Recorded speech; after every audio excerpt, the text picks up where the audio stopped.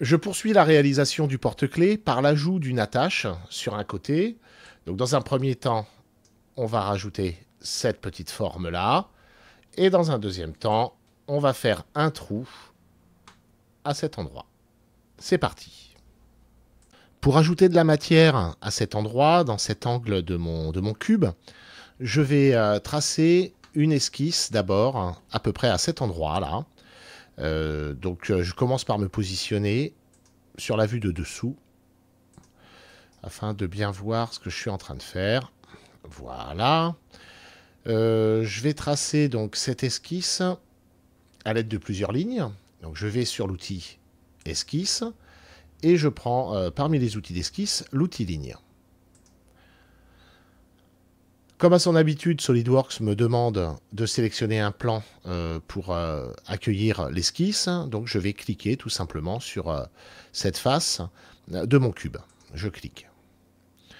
Et là maintenant, je vais pouvoir commencer à tracer cette esquisse. Alors, vous voyez, le crayon est coïncident avec l'arête du cube à cet endroit. Donc on a bien le petit symbole dans le carré jaune. Donc là, je peux cliquer une première fois, je relâche, et je vais tracer un trait vertical. J'utilise bien le petit symbole de verticalité ici. Je clique, je vais tracer un trait horizontal, pardon. Voilà.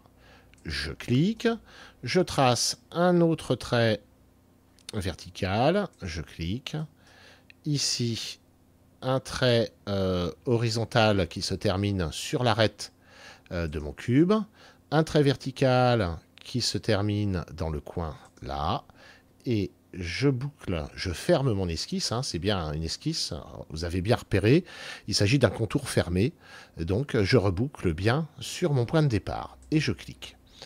Cette esquisse, donc, elle est bien située dans l'angle ici, sur la face du dessous de mon cube. Elle est sous contrainte actuellement parce que je n'ai pas indiqué de dimension. Donc l'étape suivante va consister à indiquer les dimensions avec l'outil cotation intelligente. Je valide les propriétés de ma ligne, je valide ça. Je remarque que dans mon arbre de construction, une nouvelle esquisse, esquisse 8, est apparue. Alors le numéro qui est donné, vous, ça peut être un peu différent. Ça n'a guère d'importance, il suffit d'avoir une esquisse qui se rajoute dans l'arbre de construction. Voilà. Donc là, je vais pouvoir indiquer des dimensions. Dans les outils d'esquisse, je clique sur cotation intelligente. Je pointe cette arête et je vais indiquer qu'entre ce point et ce point-là, je vais mettre 5 mm. Voilà. Entre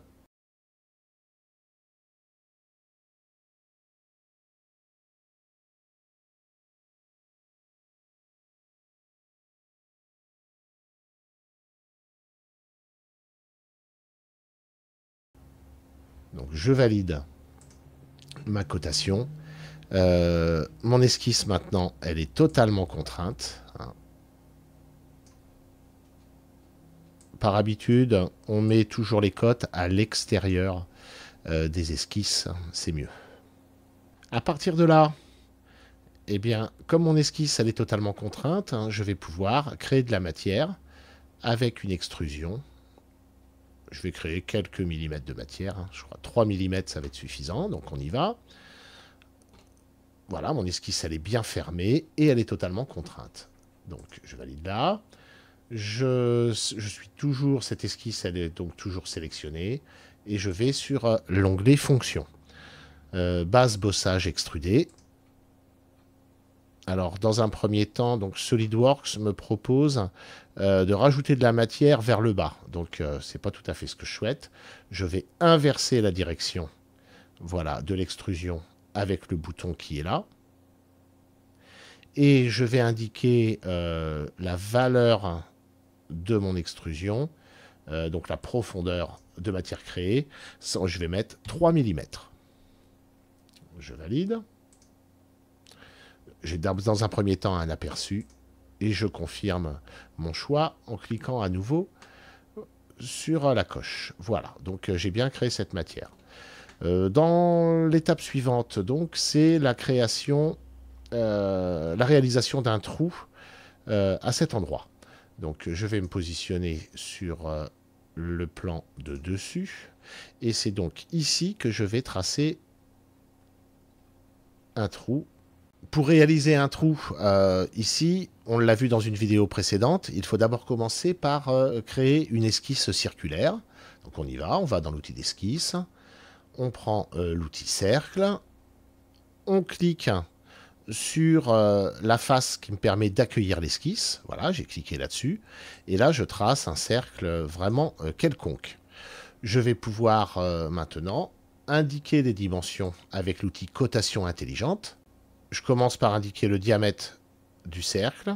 Donc je vais mettre diamètre 3 mm par exemple. Donc je valide. L'esquisse est toujours sous contrainte, hein. Il me manque la dimension, la position du centre. Je vais indiquer que, si je me tourne un petit peu,